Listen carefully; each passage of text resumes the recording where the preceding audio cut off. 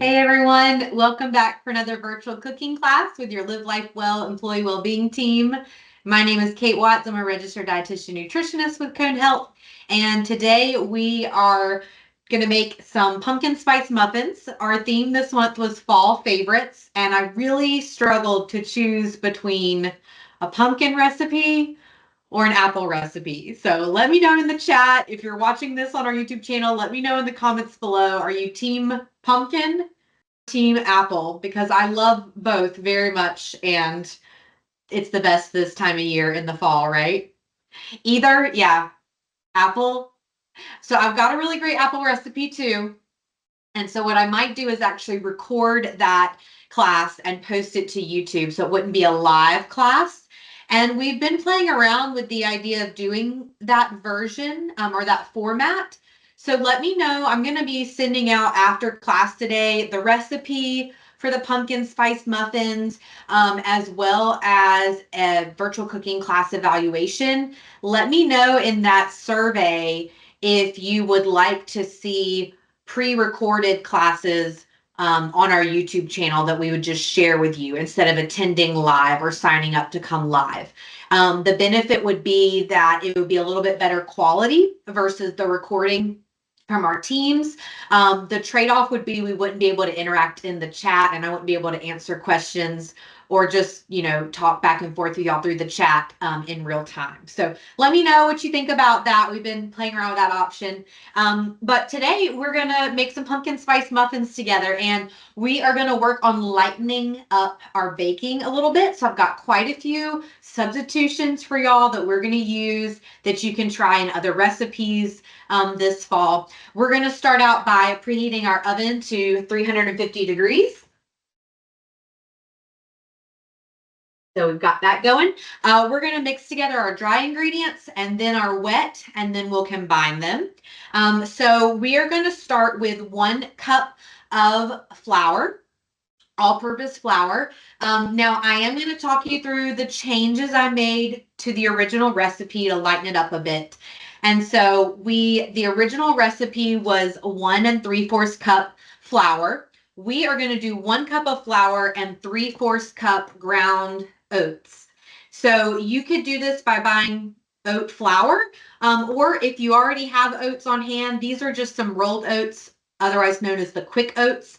I'm just going to pulse them in my mini food processor till they're ground up nice and fine. And we're going to use that as the other 3/4 cup. You could also do split your flour between all-purpose and a whole wheat flour. You could go all the way whole wheat or a mix of whole wheat flour and oat flour. The combinations are endless. If you need gluten-free, you would use a gluten-free flour for this recipe, which there's various versions of that you can buy. So the options there, the reason we're playing with it and changing with it a little bit is to get a few more whole grains in, a little bit more fiber, a little bit more nutrition. So let's go ahead and put about, because they're going to lessen in volume as I grind them, I'm going to do a cup of oats into my mini food processor.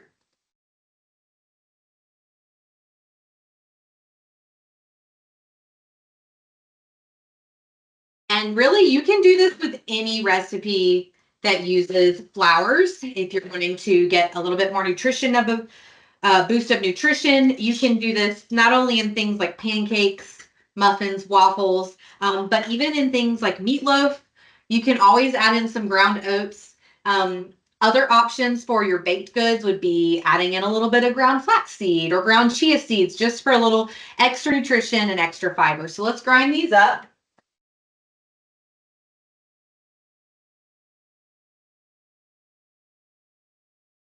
Just a quick pulse.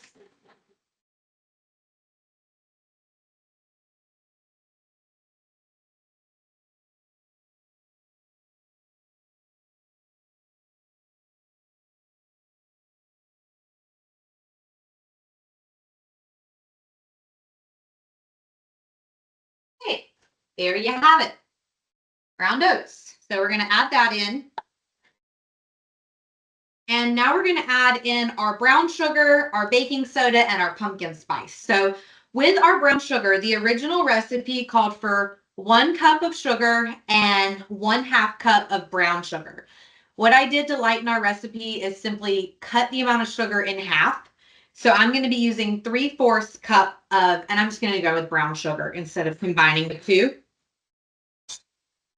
Now you could also, if you're really watching your carbohydrates and sugar, again, this is gonna half the amount of carbs and sugar from the original recipe. But you could also use an alternative sweetener here if you would like. So there are products like Swerve that's more similar to brown sugar. Date sugar would be similar to brown sugar. Monk fruit would be a good option. Stevia makes a baking option that's 1-to-1 with the original recipe. So you have options. I like to use real sugar in my cooking versus the non-nutritive sweeteners. So I just halved the amount of sugar from the original recipe. And that's a pretty good improvement right there. So we've got 3/4 cup of brown sugar. Now we're going to add in our baking soda. Let me check my recipe here. So this did not change from the original. We're going to keep our baking soda, our spices, and our eggs and our vanilla extract all the same. So we're going to do 1.5 teaspoons of baking soda.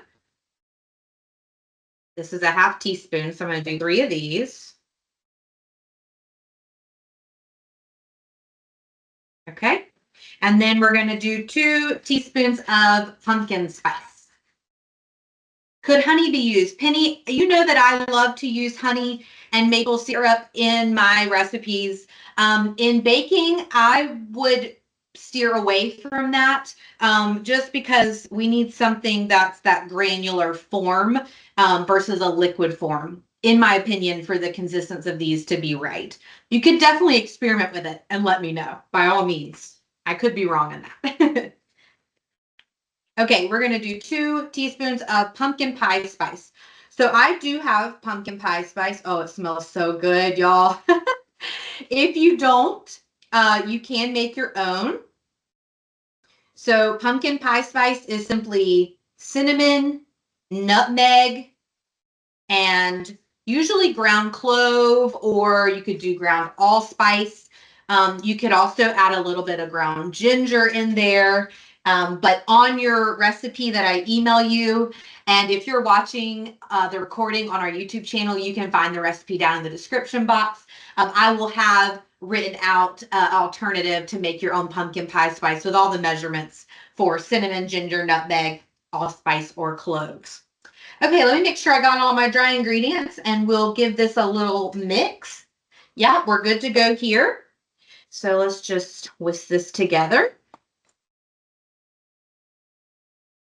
I'm seeing some comments in the chat. I'm trying to keep a glance on them, but I will definitely answer those when I get to a stopping point. Take a look at those. Let me know if, as I go, if there are any other baking substitutions specifically that y'all like to use to lighten up your favorite recipes.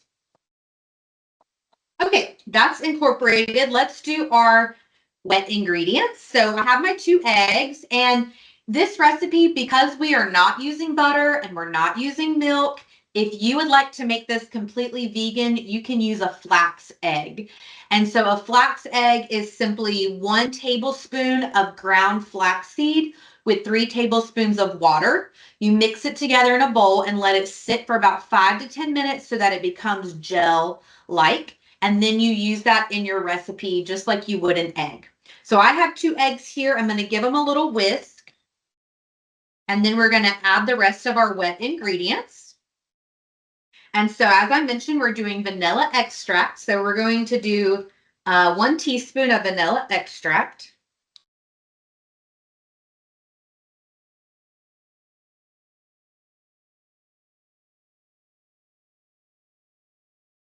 And then we're going to use, of course, pumpkin puree for our pumpkin spice muffins. And so I'm just using 100% pumpkin. Sometimes the can will say pumpkin puree. Sometimes it will say pumpkin pie filling or topping. But what you're looking for is where the ingredients are simply pumpkin. So that's the only ingredient. It's just been pureed for us. Not my husband, my son, my 5-year-old had a teacher work day yesterday, so he was out of school, and he helped me bake the batch that we're going to sample together so that they're already done. And while he loves these muffins, y'all, it was so funny. He hated the smell of this puree. He was plugging his nose as he's helping me mix. So dramatic. But I got to give it to him. Doesn't smell the best, but man, does it make some good muffins. So let's get this pumpkin puree into our wet ingredients. And we're just going to use 1 can, 15 ounces. We also doubled this recipe yesterday, and it's a great one to double, and that'll give you 24 muffins. So you've got some to share with other people. We sent a dozen home with my sister and her kids, and then we had a dozen for ourselves. But this recipe that I'm doing right now, I'm just doing the original amount, and it will be 12 muffins. Okay.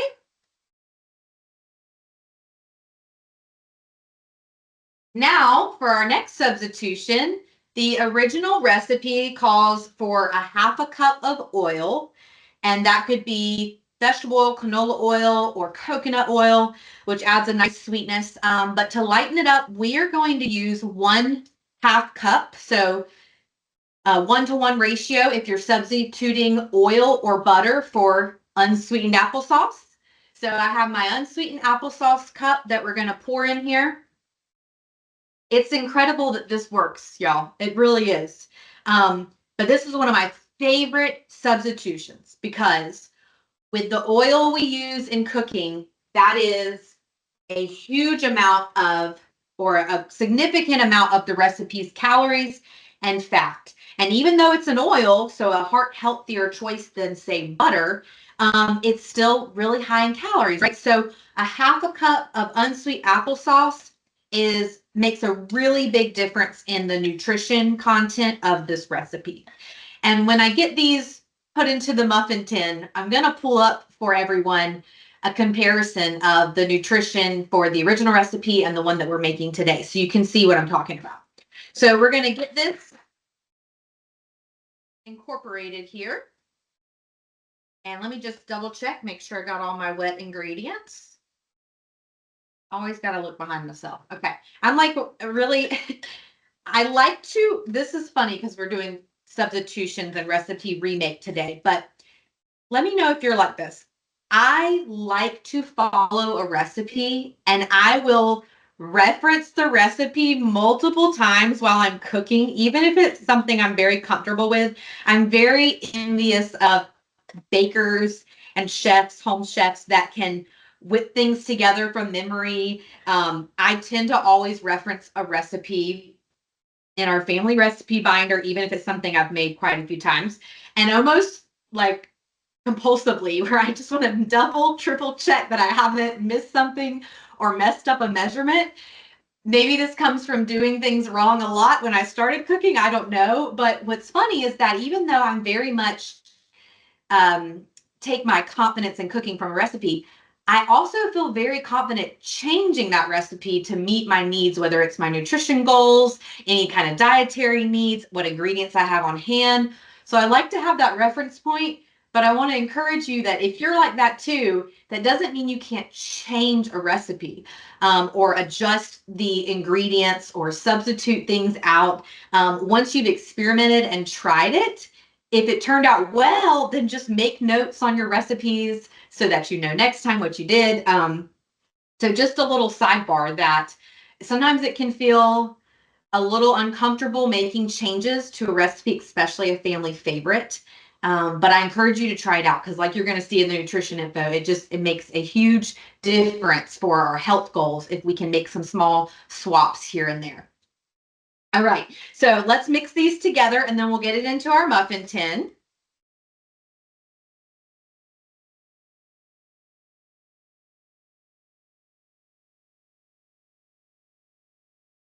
Okay. And you don't want to overmix this part. So since we've got our dry well mixed, no clumps there, and our wet nicely mixed, here we just want to kind of lightly, and you could even use like a silicone spatula to do this part.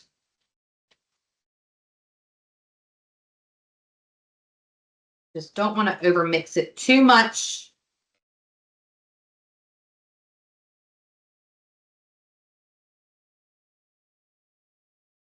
Looking good. You can always add a little more cinnamon or a little more vanilla since we cut the sugar for a little bit more kind of flavor.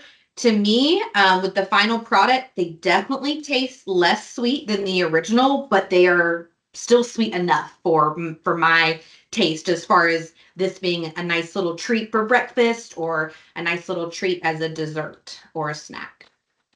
Okay, so that's mixed pretty well. Yeah. You see that okay? My light's kind of being funky. Okay, so let's get these into the muffin tin. I am going to do a little bit of cooking spray.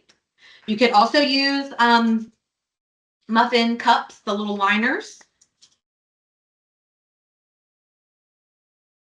Do a generous spray.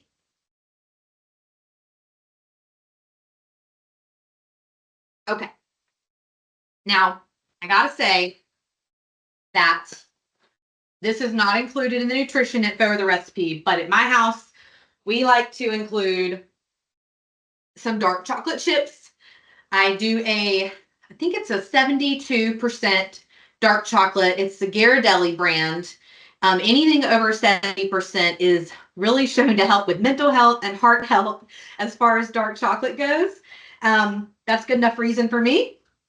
So I'm going to sprinkle about a eighth of cup to a fourth of cup into my batter, and then I'm going to use the rest of these to put on top. Just going to spoon those together. Mix those in. Okay.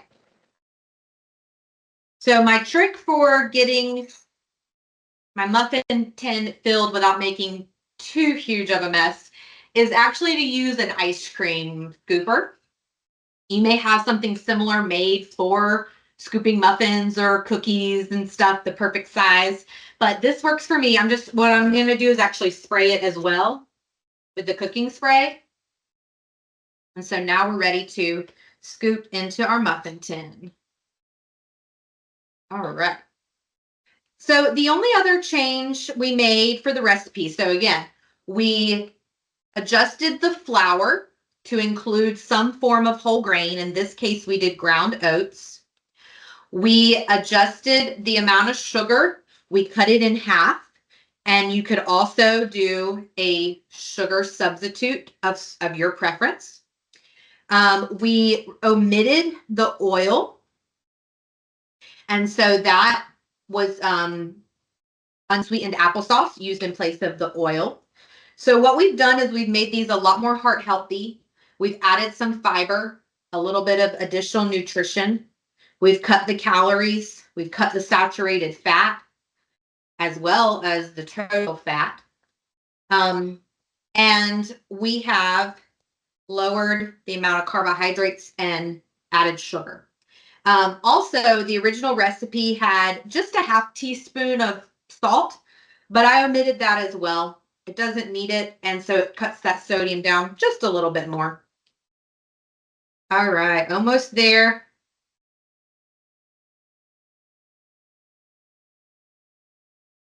These muffins can be kept in the fridge for about 3 to 4 days in an airtight container. All right, those look great. So I have a little bit of batter left. Usually I would scrape this all the way down and top off these to use it all up. So we'll go ahead and do that.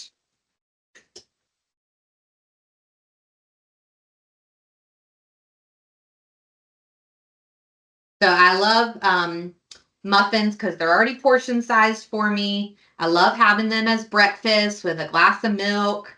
They're a great little treat on the go. These are very family friendly as far as, kids liking them or kids being able to help make them.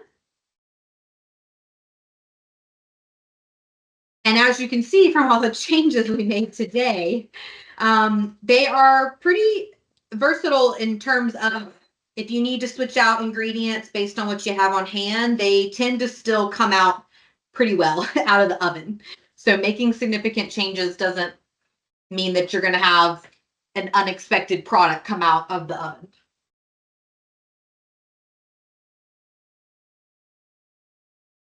All right, so last thing I'm going to do, here's our muffins.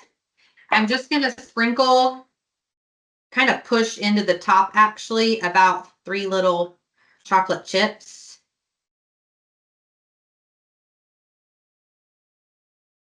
So we are kind of portion controlling our chocolate here, but also making our muffins look inviting and desirable, in my opinion. The plain versions of these are very good too. You definitely don't need to add the chocolate. It's just a personal preference.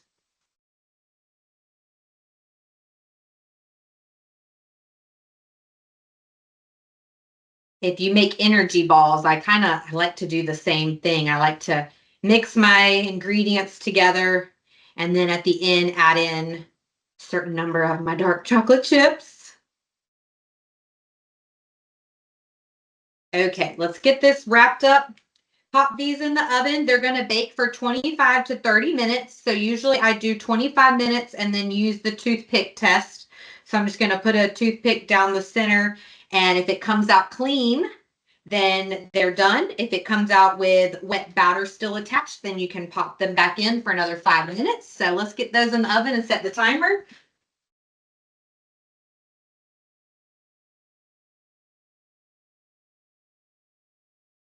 All right. So I'm going to show you the finished product here in a moment, but first I want to share with you how we lightened up our recipe. So let me share my screen.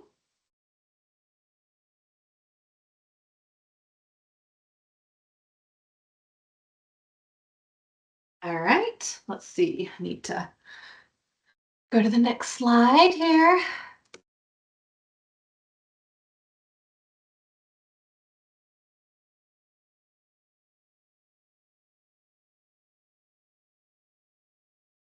I think I muted myself when I did that. Okay, so here is our comparison of the two recipes.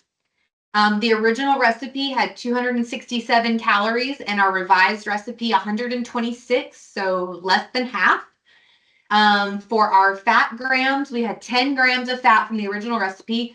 So that was mainly from the eggs and the oil. And since we eliminated the oil, we brought our fat grams down to 1.4. And for saturated fat, which again, that's the kind of fat we want to limit for our heart health, that was 7.8. And we brought that down to 0.4 grams. Unsaturated fat, 1.3 down to 1. Our sodium, we just about cut in half, not quite, 209 down to 135. And then a big one here, the carbohydrates, we took from 41 grams, and this is per muffin, down to 26 grams per muffin. Fiber, 1.8, just a slight increase up to 2 grams. And then sugar, again, we cut in half, remember? So we see that here, 25 grams of sugar down to 12.6 grams. And then for our protein, about the same. So overall, huge difference in the nutrition here. So let's give it a taste. And I'm going to check out the chat box as well. All right, so here's after 25 to 30 minutes in the oven, our muffins. Okay, let's put one on a plate. Let's see if we can find the prettiest one. There we go. And I like to have mine with a glass of almond milk.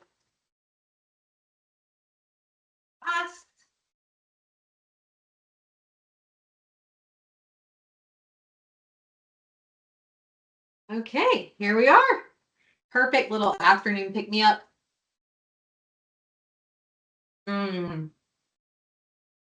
Tastes like fall. So good. Let's check out the chat. I hope y'all try this or try experimenting with some of your other favorite recipes. Thank y'all for joining me today. And again, I'll be sending out the recipe as well as a class evaluation So let me know if you like joining live and being a part of the live cooking class.